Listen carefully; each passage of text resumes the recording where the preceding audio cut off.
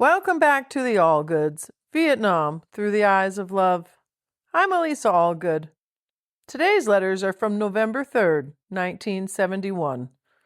My dad's handwriting looks like he's tired in this one. You can tell he's worn out. And the mail's a mess again. He's frustrated with the Air Force, and his jaw is hurting, just like it did back in Las Vegas. He hasn't flown all day, and you can feel that restless energy, like he's just trying to make it through until he gets to board that plane home. 15 more wake-ups to go, he writes. And then there's my mom, writing from their apartment in San Antonio, the same place they lived before he left. She's surrounded by their friends, sharing gossip and updates about who's out with who's working on what. She's painting the high chair for the baby, cleaning out the fridge, and keeping herself busy. But her heart is completely somewhere else. She's with my dad. Now she's feeling the baby move all the time, and she's realizing that soon they'll finally be a family. That's the part that stopped me when I was reading this letter, reading her words, feeling how excited she is, how real it's becoming for her, and knowing that I was the baby she was feeling right then. It's wild to think that all this love they were sending across the world was already shaping me and was in my heart. Here's her letter exactly as she wrote it. 3rd November, Wednesday. My beloved, you are my beloved, you know. Baby, my day was made when I heard your sweet, sexy, precious voice. I got turned on just hearing you say, I love you. I expected you to call in the morning rather than at night. So you see, you popped a surprise on me. You just call any time you get into LA, and you can bet I'll be right there, waiting to know how soon we'll be together. Okay, lover? I hope our old catch the plane luck holds out so you'll be here earlier. Do you remember how we used to sweat it out trying to catch early planes to each other? Almost every weekend. Just think, after this trip, only one more, and after that, you'll have one tough time getting on a plane without me. Ha! I'm going to be so possessive, I'll probably drive you nuts. Well, I hope not. It's just that having been without my darling for a year, except for 3 short weeks, we have a lot of time to make up for. I didn't mean for you to think I wasn't trying hard to stick to my diet. It's just depressing and frustrating to do well and still gain weight.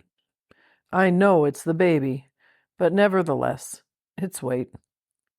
We are going to have a big baby. I just know from the way he kicks and moves.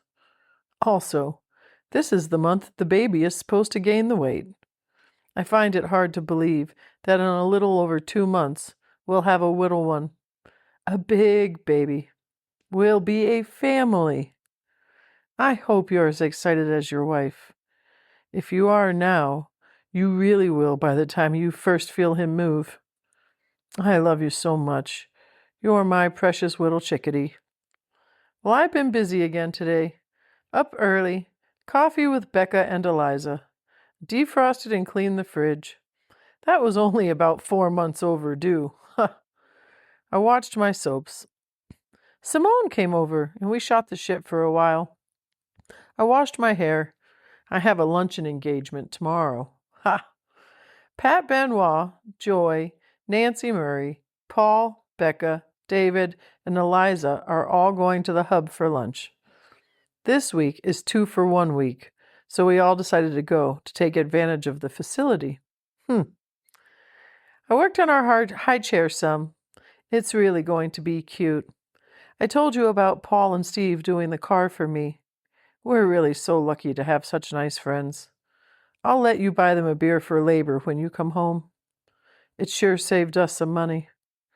Monday, I'm going to take the car down to the Eco and have it lubed and washed. Paul and Steve told me it needed a lube. Ha! Paul knows all about cars and things. I hung up from talking to my love, and Cookie called. She hates her job. I tried to boost her spirits.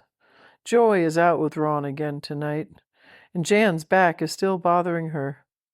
Well, now I filled you in the daily Westwood scoop of our friends. I didn't get a letter again today, but I bet I get to tomorrow.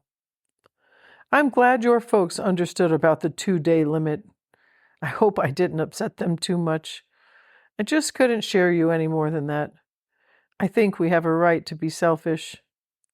Have you heard from Mom lately? I haven't written my weekly letter to either one this week, but I've really been busy. Maybe tomorrow night. You know, Whittle Chickie, you didn't even mention anything about the sex book talk I copied and sent you last week. Are you horny? Huh. Paul was kidding me about doing without. His 6 weeks after the baby almost drove him crazy. I told him he should try 6 months. He said if he went that long, he'd probably give it up for good.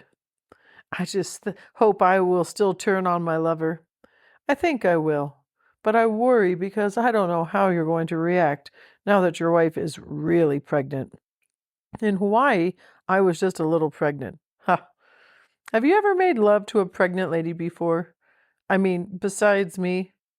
Maybe you did, and you just don't know it. Ha!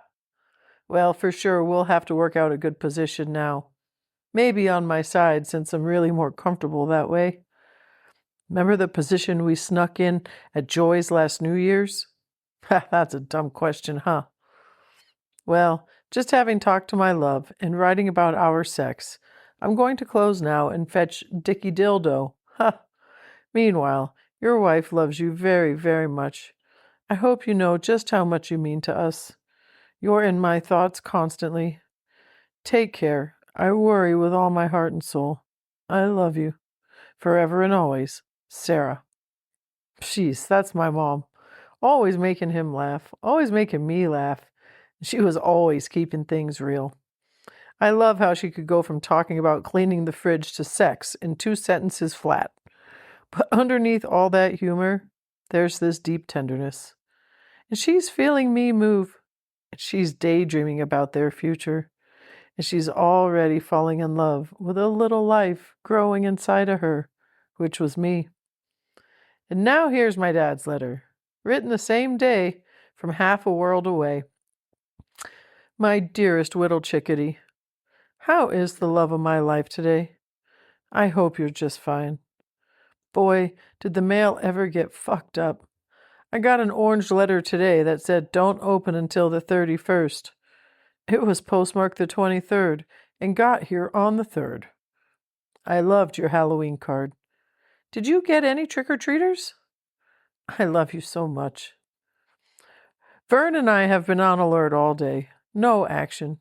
We didn't even fly at all. I made some spaghetti for the alert crew supper. Other than that, a routine day here at Benoit. It hasn't rained here for about 3 days. We may finally be in the dry season. I will be able to talk to my love tomorrow, I hope. I'm having Pi sign me up on the telephone list. I also have to get my piss test, and I'm going to see the doctor. My left jaw is hurting again like it did in Vegas last January. Not bad, just bothersome like before. I'll see a different doctor and see what happens. I may have to have someone look at it in San Antonio. It doesn't really worry me, but it's exactly the same as before. Don't worry, I am not bad off, and you know that. Only 15 more wake-ups for me, and I'll be on a jet plane to my lover. Is that ever going to be a happy day? Baby, you mean so much to me. You'll never know how much your letters, cards, statues, and pictures mean to me. I am the happiest man in the world. Our love is so strong, and I am so proud of you. We have many happy days ahead for us and our little one. And I love you with all of my heart and soul, and I send you all of the hugs and kisses possible. Sleep warm. Love, Dick. Geez, what I love about these 2 letters is how close they feel to finally being together. My dad is worn out, I can just tell. The mail's late, his jaw's aching, and he's ready to be home. But his words are still full of hope. 15 more wake-ups. And my mom, she's in that sweet spot between anticipation and joy. She's laughing, teasing, cleaning, nesting, and feeling the baby move, and already dreaming about the life that was waiting for them ahead. It's such a simple day in their story. But for me, it means so much. It's actually everything. Because this is where I start to exist on the page. Like right here in their words. And I existed before, but now that I'm kicking and moving so much, and she seems to be convinced I'm a boy, I feel like I'm really coming to life, and I am so excited to see what every day after this holds, what she says about me after I was born. Goodness, if you are enjoying the Allgoods Vietnam through the eyes of love, please share this episode with a friend. Or send me a message and tell me what part stayed with you. I'm really trying to do a better job, and I love hearing from you guys. And please remember to like, follow, and subscribe wherever you listen. And if you want to help keep this story going, you can support the project at buymeacoffee.com/the Allgoods Love. 15 wake-ups to go until they're together again in San Antonio. We'll see you tomorrow, November 4th. Thanks again for walking this road and sharing these letters with me. It truly is an honor and a privilege to have them to share with you.